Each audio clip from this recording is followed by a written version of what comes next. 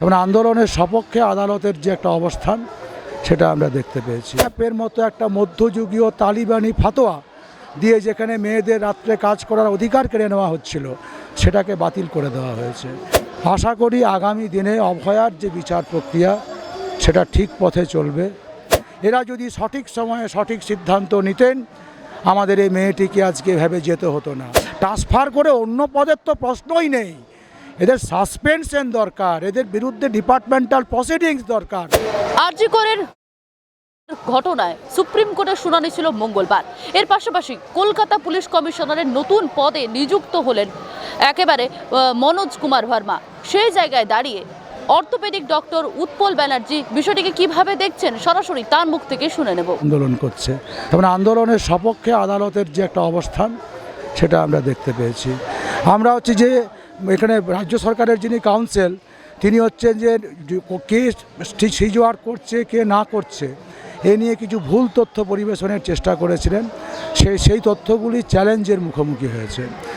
এই আদালতে আজকে রাত্রির সাথী অ্যাপের মতো একটা মধ্যযুগীয় তালিবানি ফতোয়া দিয়ে যেখানে মেয়েদের রাত্রে কাজ করার অধিকার কেড়ে নেওয়া হচ্ছিল সেটাকে বাতিল করে দেওয়া হয়েছে। এর ভিতর দিয়ে হচ্ছে যে আমাদের যারা আন্দোলনকারী যে সমস্ত জুনিয়র ডাক্তার আছে তারা যাতে হচ্ছে যে তাদের অধিকারটা সুরক্ষিত থাকে তার কথা সেখানে বলা হয়েছে। এতগুলি আমরা পজিটিভ দিক দেখতে পেয়েছি। আশা করি আগামী দিনে অভয়ার যে বিচার প্রক্রিয়া সেটা ঠিক পথে চলবে।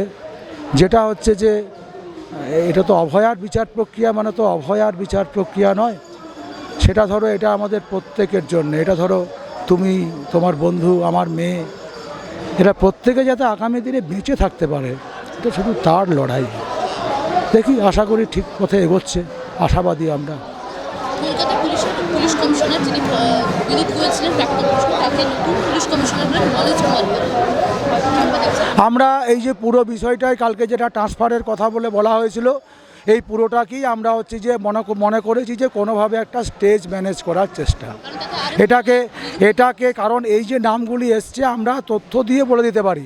Principal secretary of health, DME, DHS, commissioner of police, ওই বাকি যে সমস্ত পুলিশের কর্তারা, ডিসি নর্থ, এসব এরা প্রত্যেকে হচ্ছে এই ঘটনার সঙ্গে এই আরজিকর থেকে শুরু করে পশ্চিমবাংলায় যে করাপশনের যে সিন্ডিকেট, থ্রেটের যে সিন্ডিকেট, পাস ফেলের যে সিন্ডিকেট, সেই সিন্ডিকেট থেকে যে লুম্পেনের চক্র তৈরি হয়েছিল, যে লুম্পেনের চক্র আজকে অভয়াকে কেড়ে নিয়েছে, এরা কেউ তার দায় এড়াতে পারবে না।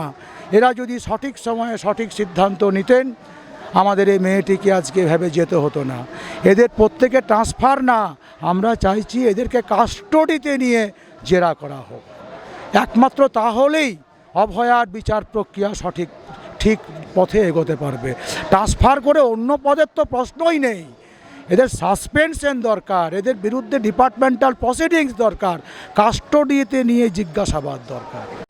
বাংলা হান্টের আরও খবর দেখতে নজর রাখুন। বাংলা খবর মানেই বাংলা হান্ট।